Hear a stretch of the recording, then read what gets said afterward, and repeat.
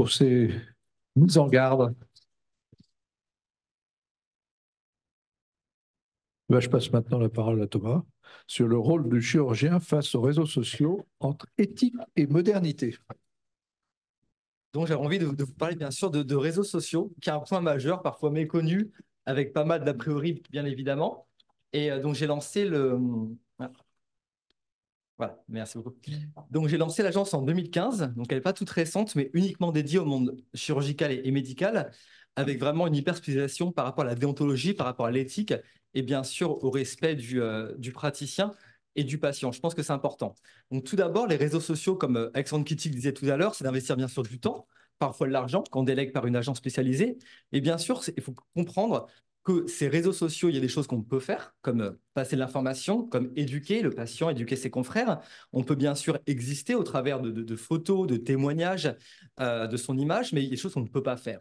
On va en parler, donc comme la publicité, comme le secret médical, comme la critique d'un patient ou la critique d'un gouvernement, comme on a pu le voir pour le Covid, par exemple.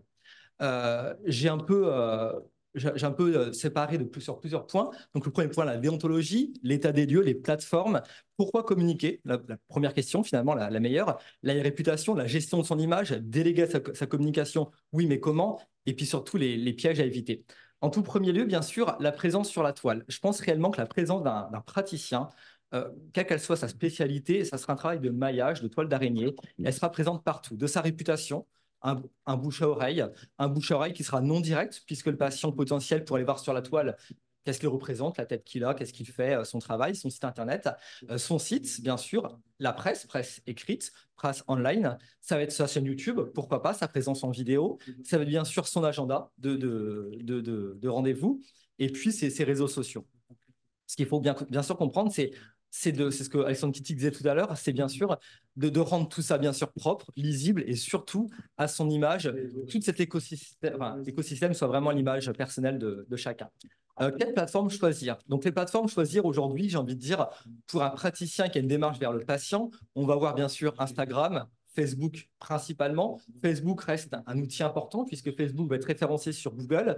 La page Facebook va bien sûr ressortir dans les recherches, mais elle va aussi aider le site à son référencement. Il y aura pas mal d'outils et la population qui est parfois un peu plus âgée sera présente sur cette plateforme. Instagram, c'est aussi une plateforme intéressante, surtout pour l'éducation. Moi, j'ai des dermatologues ou des gynécologues qui sont très connectés pour l'éducation vers le jeune public avec tout ce qui est maladies sexuellement transmissibles. J'ai des dermatologues qui vont aussi parler de cancer de la peau, de mélanome, qui vont aussi éduquer le patient à des problématiques. TikTok, qui est encore une plateforme très jeune, on va en parler juste après. Snapchat, c'est pas pour nous, c'est l'éphémère.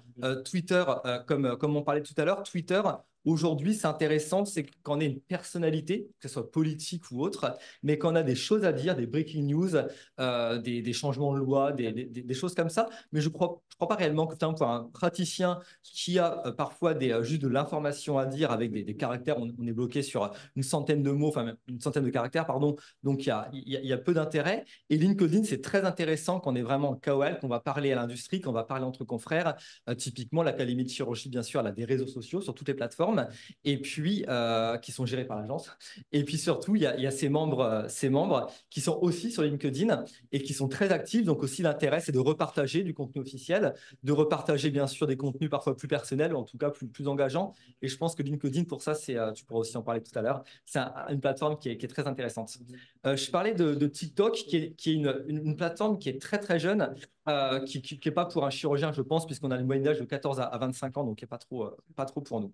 D'un point de vue déontologique, ce qu'il faut comprendre, c'est qu'il y a 14 ans, il y a 12 ans maintenant, c'est que finalement, l'ordre des médecins, il est un peu régi, donc tout un cadre déontologique sur qu'est-ce qu'on peut dire sur un site, sur des réseaux sociaux. Donc, tout le cadre existe finalement, c'est sur le gnome.fr, donc le chirurgien sur le digital, avec finalement donc, tout ce qu'il peut faire, donc ça va être énuméré. Mais là, j'ai essayé de synthétiser, bien sûr, vu qu'il y a pas mal de choses qu'on peut faire, évidemment.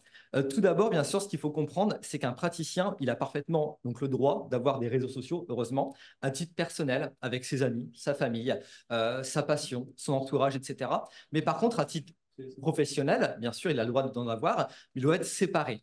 il ne doit pas avoir d'amis, on va dire d'amis personnels à titre professionnel, ne pas mélanger les deux, bien évidemment. Et à titre professionnel, il a sa casquette de chirurgien avec bien sûr son éthique, le respect du secret médical. On ne doit pas dévoiler un patient, on ne doit pas critiquer un patient, on ne doit pas critiquer, j'en dire, un système de santé, etc. Je crois que c'est pas sa place en tout cas. Et il y a eu malheureusement, ça s'est vu même dans des forums privés, dans des groupes WhatsApp privés, comme le Divan des médecins, par exemple, qui est assez connu, où il y a eu malheureusement des médecins qui ont dévoilé des cas, donc des cas de patients. Et il y a eu bien sûr des fuites et les patients portaient plainte pour moquerie de ce patient. Donc, c'est des choses qu'il faut faire attention, même dans des groupes privés. L'anonymat du patient doit être en tout cas intact. Ça, c'est un point qui est hyper important. Donc, le praticien, bien sûr, il peut communiquer, mais avec une casquette de chirurgien. Les réseaux sociaux, c'est au même titre qu'un cabinet, bien sûr. Donc, toute la rigueur médicale doit être bien sûr entreprise dessus. Ça, c'est hyper important. Tout ce qui est bien sûr le secret médical, on l'a vu, mais tout ce qui est l'anonymat du patient, on en a parlé tout à l'heure. Nous, typiquement en chirurgie plastique ou même en dermatologie, il y a bien sûr l'interdiction d'avoir l'avant-après, donc un avant-après avec un visage complètement déflouté, on peut reconnaître le patient. C'est la publicité, c'est bien sûr interdit par le CNOM. Aujourd'hui, pour avoir un cas, donc typiquement, si on met une opération sur une jambe ou une cuisse, on ne peut pas identifier le patient. S'il n'y a pas de tatouage, par exemple, là, typiquement, on doit quand même faire un consentement éclairé au patient, lui demander son accord, et ça va nous servir d'outil d'information pour le patient, et puis on doit expliquer une procédure au travers de cette photo, et jamais, bien sûr, de publicité.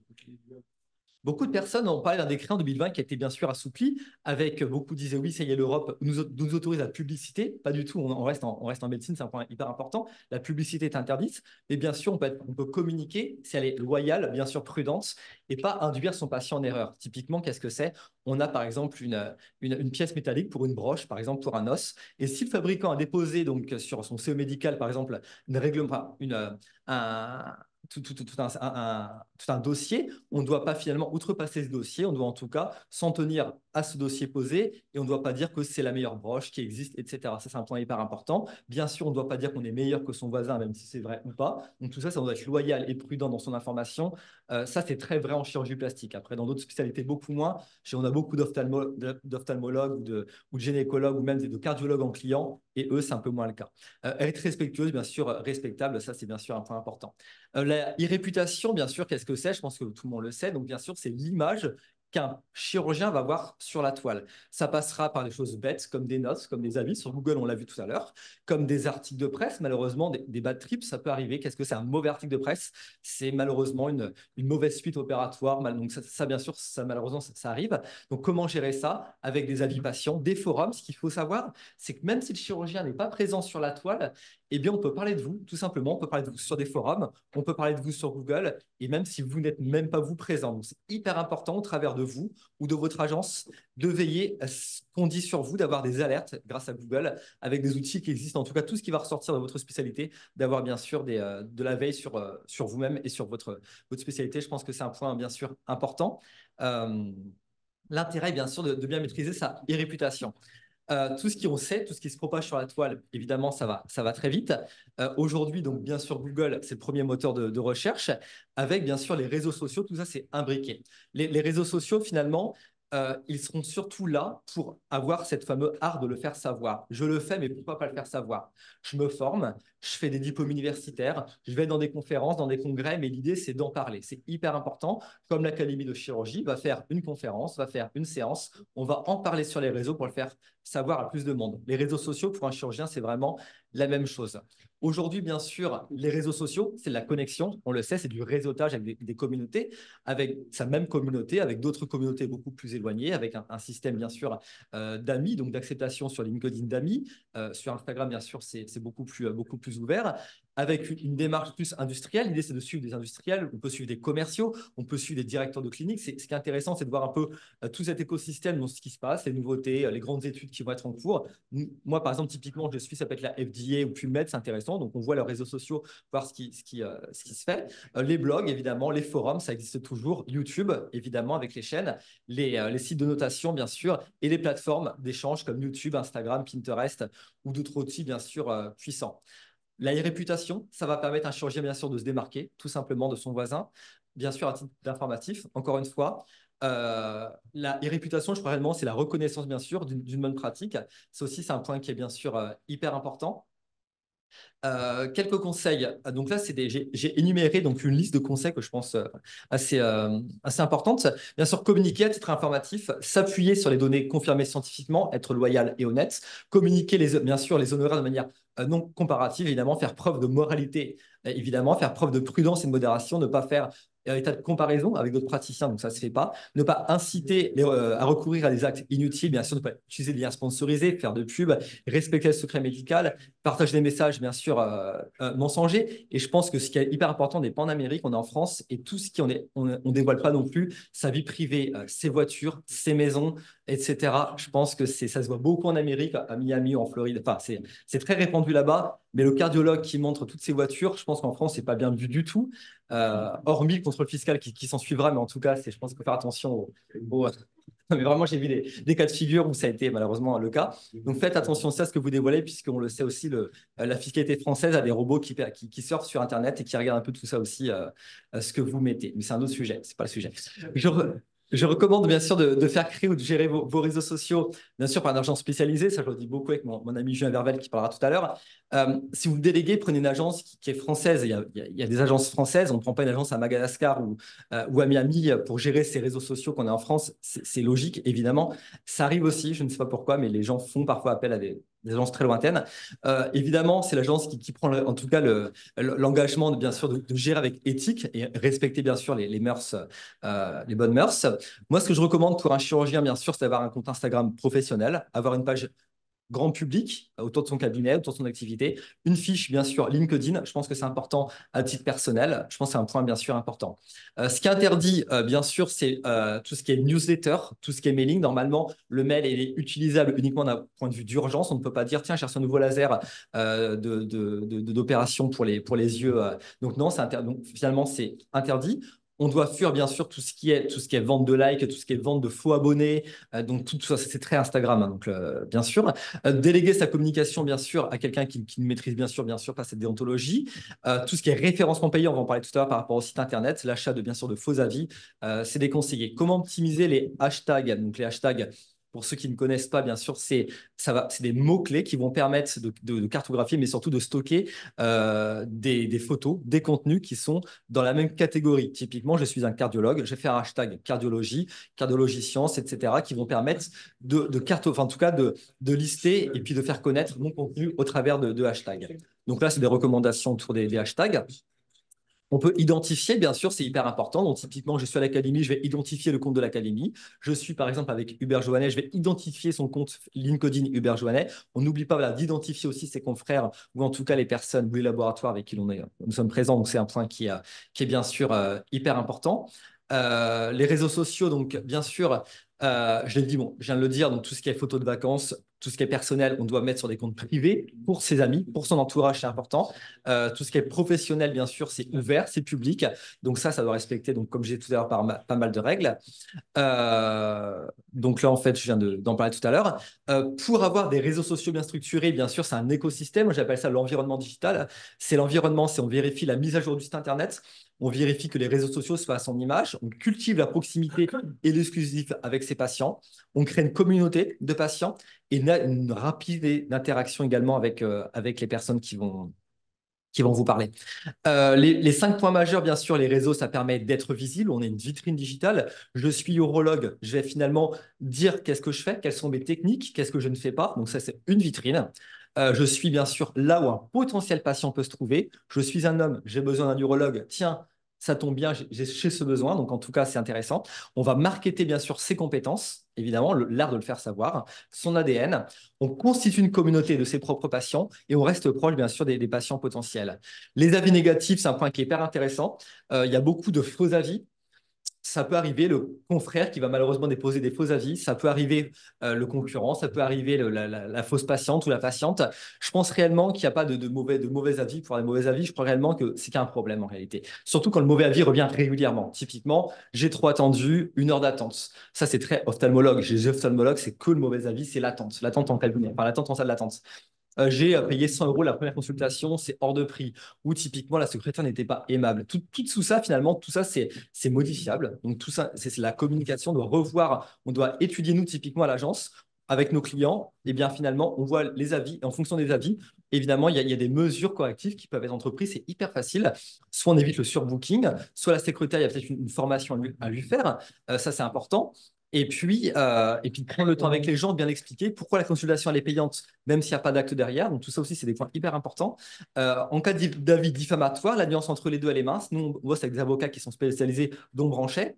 Et bien finalement, on passe par son assureur spécialisé ou par son avocat. Bien sûr, s'il y a des encours judiciaires qui sont possibles, puisque l'avis diffamatoire est interdit évidemment en France. La nuance entre les deux, elle est très très mince, mais elle existe entre l'avis négatif et diffamatoire. Bien sûr, on peut répondre à ces avis-là. Il n'y a pas d'inquiétude puisqu'il y a 15% de mauvais avis. Si on ne dépasse pas 15% de mauvais avis, il n'y a aucune inquiétude.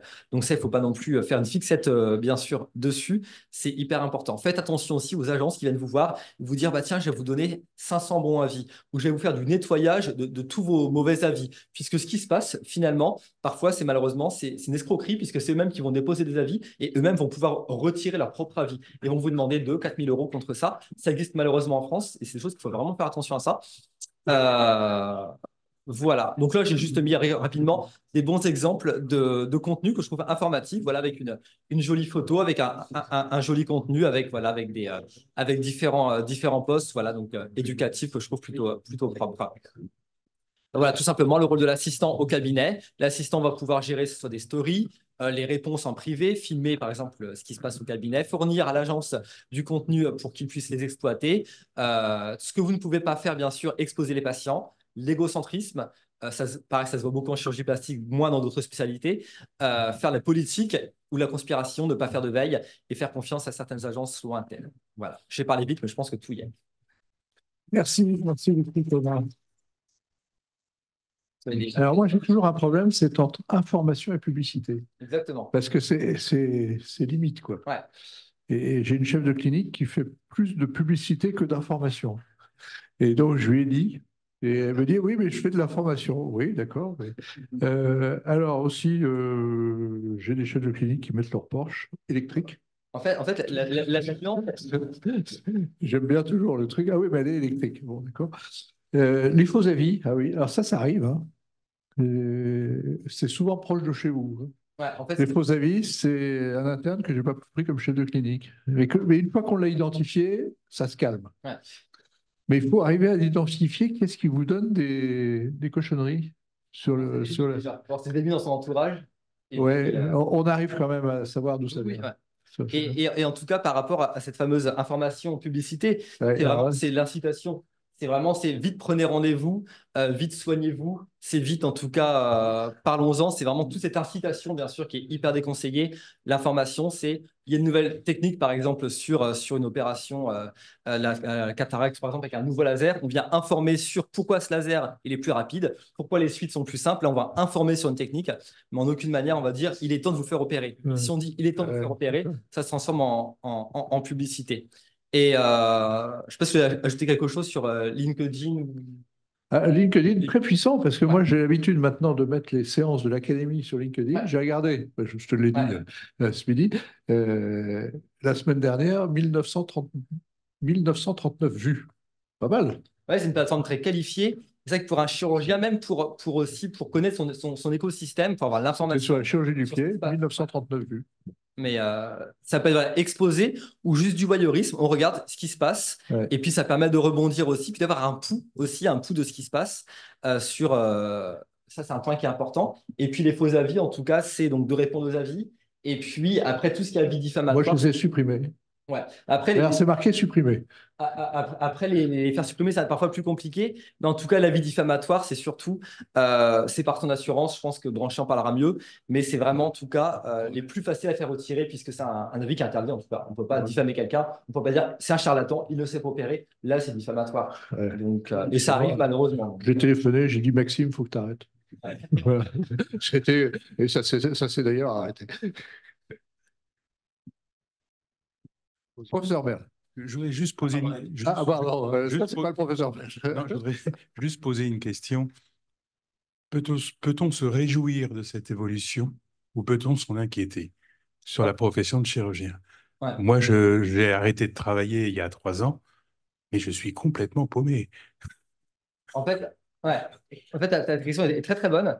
Oui, Je pense que la question. la question était très très bonne. Et en réalité, donc l'agence, j'ai écrit en 2015 et j'ai toujours pris le parti enfin, de me dire j'aime la déontologie, j'aime l'éthique et puis la loi, c'est hyper important. Il n'y a pas ce côté cow-boy où chacun peut dire ce qu'il veut, finalement, chacun est meilleur que l'autre. Et je pense que c'est malheureusement tous ces travers-là, cette américanisation un peu des réseaux, je pense que c'est un très mauvaise chose. Et je pense que c'est une très mauvaise route aussi. Puisqu'on envoie des très mauvais messages, bien sûr, aux patients. Et aussi, dans un autre domaine, par exemple, je pense à la médecine esthétique, parce que c'est un sujet que je connais bien. Aujourd'hui, il y a un grand débat, finalement, entre le médecin, l'esthéticienne qui fait de l'acte médical dans son cabinet, qui prend des risques. Mais malheureusement, la nuance entre les deux, finalement, entre le médecin qui va mal communiquer et l'esthéticienne qui communiquera presque mieux, qui a raison. Donc, je crois réellement que le médecin doit rester médecin et finalement rester dans un contenu qui est plus qualitatif et moins régulier. Et aujourd'hui, le médecin qui va publier trop, c'est qu'il y a un problème. Et puis, il faut en tout cas, il faut faire attention à toute ces pièges des réseaux. Mais en tout cas, moi, typiquement à l'agence, nous, en tout cas, on freine les praticiens en leur disant de moins publier, mais mieux. Ça, c'est sûr. Il y a aussi la disparition du café du commerce ou du café du progrès, où c'était un échange social qui a complètement disparu. Les cafés ont disparu, c'est-à-dire les lieux de rencontre ont disparu. Et donc, c'est les réseaux sociaux qu'il faut. Il faut bien s'en servir. Qui le remplacent. Ouais. Parce que là, c'était aussi ma voisine qui m'a dit que. Donc voilà. Professeur Merle, là, c'est vraiment le professeur Merle. Bien, deux questions. Oui. Et elle s'adresse également à Alexandre Kittic. Votre spécialité, qui est en chirurgie plastique, est parfaitement reconnue sur le plan de la formation, chirurgie plastique, reconstructive, esthétique. Quand on va sur Internet, on est effrayé de voir toutes les dérives de nos confrères ou pseudo-confrères qui s'intitulent de la même activité. Comment arrivez-vous à vous faire reconnaître en tant que véritable chirurgien plastique de reconstruction et d'esthétique? Et deuxième question, moi je fais partie de l'ancien monde, comme mon confrère, c'est le patient qui a fait ma notoriété, personne d'autre. Qui fait le ménage dans tout ça? Est-ce que le Conseil de l'ordre est efficace? En tout cas, là, on a des bonnes questions de ce côté-là. Mais, non, en tout cas, la première question, c'est vrai que c'est hyper effarant. C'est vraiment effarant de voir des cow-boys, finalement, se dire meilleurs que tous et puis être vraiment dans le tapage médiatique, dans le tapage financier, puisqu'on veut faire évidemment le plus de chiffres dans sa clinique, opérer plus de monde. Et puis, je crois que ces gens-là sont dans une sorte de fantasme un peu, finalement, d'un ancien monde. Un peu, voilà, je suis le meilleur, j'ai la meilleure clinique, et puis j'attire le maximum de monde. Mais je crois que je vois plutôt les tendances inversées. Aujourd'hui, on a des chirurgiens très respectables, comme Alexandre Kittic, mais même comme d'autres. Et je bosse beaucoup avec le professeur Méningo et Hersan à Créteil, où j'interviens aussi à la faculté de Créteil, où je vois beaucoup de chirurgiens qui sont plutôt beaucoup plus humbles. Et je crois que la nouvelle génération, heureusement, elle est beaucoup plus en équilibre en réalité, ce que je vois en tout cas, et beaucoup plus. Et heureusement. Et puis pour la deuxième question par rapport à l'ordre des médecins, malheureusement, ils travaillent par dénonciation, quasiment uniquement par dénonciation en réalité, et malheureusement, elles sont un peu larguées sur ces questions-là. Donc, c'est... Professeur Joannet. J'ai connu, alors effectivement, moi je suis de l'ancienne école, là, comme ça a été évoqué, mais j'ai connu des jeunes confrères qui systématiquement demandaient aux patients de donner leur avis sur Google. Alors, je veux savoir, est-ce qu'il y a eu des études, je parle d'études sérieuses, qui montrent que c'est efficace? Ouais. En réalité, si tu veux, depuis 2015, ce que j'ai constaté, c'est que j'ai aucun client qui m'a dit j'ai vu une baisse de mon chiffre d'affaires parce que j'ai des mauvais avis ou parce qu'il y a eu vraiment, j'ai peu d'avis. Je crois profondément, on porte de je veux dire, ce qui existe, on porte de l'attention sur ce qui existe. Mais je crois que dit autrement, il faut juste pas y penser pour pas que ça existe, en fait. Et ça, c'est un peu, en tout cas, ma motivation dans ma vie. Et finalement, je l'ai vu une fois, un chirurgien qui m'a dit, bah non, finalement, j'ai une patiente qui a annulé l'opération juste avant parce qu'elle a eu peur, parce qu'elle a vu un mauvais avis sur l'opération. Ça arrive une fois. Mais je crois réellement qu'il ne faut juste pas porter l'attention là-dessus et que ça n'a aucune incidence pour moi. Et encore une fois, s'il y a beaucoup de mauvais avis, si on n'a que le même mauvais avis, c'est juste qu'il y a un problème en interne. Donc, à partir de là, moi, je travaille une fois avec un gynécologue, il avait 1,5 sur 5, donc c'est vraiment catastrophique. Et il me dit, c'est que des folles. Et je lui dis, donc tu opères que des folles. Et puis il m'a dit oui, oui, c'est ça. Voilà, il y a deux mondes. Il y a celui qui ne voit pas la réalité, qui ne voit pas qu'il n'est pas aimable peut-être avec les gens, qui ne prend pas le temps avec les gens, ou qui opère peut-être très mal. Et puis il y a celui qui veut vraiment faire très attention, mais qui est omnibulé par les avis. Moi, je pense qu'il y a un équilibre. Comme toujours, la vérité elle se trouve au milieu. Mais je pense que c'est juste ça. Donc les avis, je crois qu'il vaut mieux pas en parler, quoi. Sur ce sujet-là, je voulais juste aussi dire qu'il y a un constat aussi générationnel où les gens ont de plus en plus de mal à parler et Internet est devenu un déversoir et une facilité aussi à communiquer. Donc ces avis, ça permet aussi à beaucoup de gens de ne pas vous dire ce qu'ils pensent quand ils sont dans le cabinet ou après l'opération, mais ils vont venir le dire sur Internet parce qu'ils sont protégés derrière l'écran et puis ils ne sont pas face à vous. Et ce que dit Thomas, c'est que oui, on ne va pas en prendre considération parce que ça ne va pas influencer notre chiffre d'affaires, mais il faut quand même prendre le temps d'y répondre parce que derrière, c'est aussi le mal-être d'un patient qui peut être derrière. Ça peut être aussi une incompréhension, ça peut être un patient qui n'a pas envie de parler ou qui en a peur et qui se sent beaucoup plus légitime de le dire par ces messages-là. Alors, c'est pas forcément l'idéal, mais il faut pas non plus le cacher ou le balayer d'un coup d'un revers de main. Alors, moi, j'ai comme principe, je ne réponds jamais. Et Moi, c'est en politique, hein. Mais en politique, je ne réponds jamais. Parce que là, vous partez en vrille complètement, hein. Alors, dans ce cadre-là, oui, mais sur un patient qui dit que j'ai eu mal et que c'était pas bien chez le patient, chez le praticien, il faut répondre. Il faut dire, madame, vous êtes venue quelle date? On peut reprendre rendez-vous, appelez-nous, on va faire la démarche. Non, parce que le nombre d'insultes que j'ai sur Internet pour des prises de position que je reste persuadé bonnes dans mon sens, quoi, est affolant. Et si je réponds, c'est... puis, il faut faire attention aussi à la forme des réponses, parce qu'on ne peut pas tout répondre aussi. Donc, on ne peut pas dévoiler un secret médical dans ses réponses. J'ai eu un cas de figure aussi.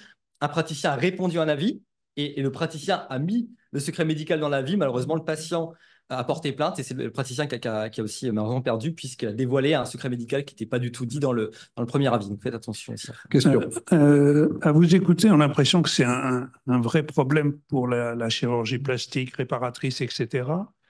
Mais les patients, quand ils ont un cancer du côlon, ils vont pas sur un site internet pour savoir, ils vont savoir ce qu'il faut faire comme traitement, mais ils sont envoyés par un médecin traitant, par un gastro-entérologue. Il y a tout le circuit des médecins entre eux.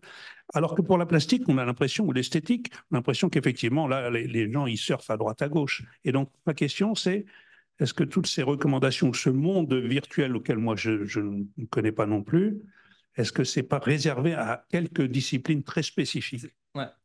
Et c'est ce que je montrais tout à l'heure. En réalité, les réseaux, il y a 5 manières de les aborder, dont ce côté, on va dire, vitrine, l'art de le faire savoir. Nous, typiquement, à l'agence, on va voir donc des urologues, par exemple, typiquement, qui ne font pas du tout, évidemment, d'esthétique, mais ils sont là pour faire connaître leur traitement, mais aussi pour montrer aux patients tout ce qui existe aujourd'hui, tout ce qu'elles peuvent faire. Donc, on a aussi des cardiologues qui vont uniquement éduquer le patient sur la prévention, typiquement la médecine préventive.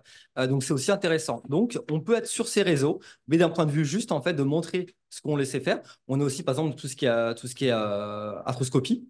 On a beaucoup aussi en chirurgie arthroscopique et beaucoup de chirurgiens qui vont parler, bien sûr, des nouvelles techniques moins validantes. Donc, c'est aussi intéressant. Donc, je suis d'accord, mais je pense que c'est intéressant aussi d'avoir des réseaux tels une vitrine, tout simplement, pour montrer oui, je suis un chirurgien, évidemment, voilà comment ça va se passer. Ou typiquement, j'ai le cas de figure aussi sur des chirurgiens qui vont prendre des patients et au moment donc, de clôturer la consultation, n'hésitez pas d'aller voir sur mes réseaux, vous aurez un contenu informatif sur le post-acte, des conseils. Post-acte, qu'est-ce qu'il faut faire? Voilà, qu'est-ce qu'il faut boire, qu'est-ce qu'il faut manger.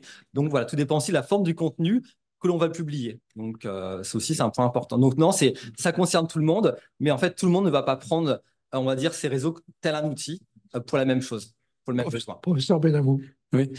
Moi, je voudrais juste faire remarquer que si les patients sont stimulés, le grand public est stimulé par les problèmes de santé de manière très, très importante. Actuellement, si on se réfère simplement aux applications en santé qu'on trouve sur les smartphones, hein, il y en a plus de 250 000 qui sont offertes pour donner de l'information dans tous les secteurs de la santé. Tous les secteurs. C'est considérable. Et il y a eu une préoccupation au niveau du ministère de la Santé de savoir finalement si on pouvait imaginer donner un label qualité, label éthique à des logiciels, à des systèmes, des applications qui mériteraient finalement qu'il y ait une analyse critique et qu'on puisse conduire les patients à se méfier, à avoir moins confiance dans tel ou tel, parce qu'ils sont... il y a en même temps, dans ce contexte-là, on se développe ce qu'on appelle le self-assessment des patients, c'est-à-dire je peux gérer moi-même ma santé au travers de ces différentes informations qui portent sur tous les domaines. J'ai un symptôme, c'est là je vais chercher sur Internet, je vais trouver la solution et peut-être même quand je vais aller voir un médecin, je vais comparer ce qu'il me propose à ce que j'ai lu, ce que je vais pouvoir contrôler, etc. Donc on est complètement, il faut se rendre compte qu'on est complètement maintenant, qu'on le veuille ou non, concerné par ça, qu'on le veuille ou non. Et donc, le fait qu'on puisse l'ignorer, c'est une erreur parce que c'est un danger pour le patient, c'est un danger pour le chirurgien s'il ne sait pas effectivement cette alerte autour de ces fausses nouvelles, de ces fausses réputations, etc. Donc, c'est pour ça que cette séance me paraît extrêmement intéressante parce que ça nous alerte un petit peu sur le contexte dans lequel cette généralisation de ces pratiques qui se développeront, qu'on le veuille ou non. Que le praticien puisse prendre la parole facilement grâce à ces outils puissants. Ouais. Exactement. Et en même temps, les patients prennent des risques considérables. Ils ne se rendent pas compte qui sont peut-être manipulés et amenés à des solutions. Alors, en ce qui concerne la chirurgie dite esthétique ou médecine esthétique, médecine anti-âge, alors c'est le règne des fausses, des fakes, des officines, des gens qui vont acheter de l'acide hyaluronique dans des pharmacies virtuelles et ils vont se faire des injections, ils vont avoir des catastrophes. C'est vraiment un domaine extrêmement dangereux. Et des abcès. Et des abcès, etc. C'est des nécroses. On a notre ami Vladimir Mitz, qui pourrait peut-être raconter ce qui se passe dans ces comportements incroyablement dangereux des patients qui font confiance à des sites internet ou à des applications qui vont les conduire. Il est en plein dessin. Vladimir, dis-nous ce que tu en penses. Oui, je pense que c'est un problème national. Et heureusement, il y a eu une loi qui a été faite pour limiter l'action néfaste des influenceurs, parce qu'il y a eu un drame en 3 actes. Premier acte, les influenceurs, qui étaient un nouveau métier, sont des gens incompétents, mais qui trouvent un moyen de connaissance qui est une technique à propager dans la société et de vendre en réalité quelque chose. L'acte 2, c'est soudain la prise de conscience qu'ils peuvent vendre des injections qui sont réputées comme extrêmement positives, sans trop d'inquiétude, comme le Botox ou l'acide hyaluronique. Et donc, ils développent dans des réseaux ces injections. En plus, ce sont des traitements que l'on peut facilement acheter dans des pharmacies bien achalandées. Et l'acte 3, c'est quand ces influenceurs se disent, mais pourquoi aussi je me priverais de l'argent que je peux prendre en faisant moi-même ces injections? Et donc, il s'est développé une sorte de cohorte d'injecteurs sauvages qui n'ont aucune formation et qui travaillent uniquement par le biais d'Internet, qui est un moyen très important. Il ne faut pas le méconnaître, même dans ma génération, dans notre génération, parce que le faire savoir et se faire connaître vont de pair, malheureusement. Et donc, l'acte 3 est grave et heureusement, une loi a été faite pour limiter cette action très néfaste de ces gens qui ne sont pas du tout médicalisés et qui font des traitements pseudo-médicaux. Le seul problème, c'est que l'Ordre des médecins reçoit très très peu de plaintes contre ces actions et ces faux médecins, etc. Et donc, c'est véritablement un sujet, c'est-à-dire que les gens ne savent pas se défendre. Et donc, l'information des patients est très très importante. Merci Thomas.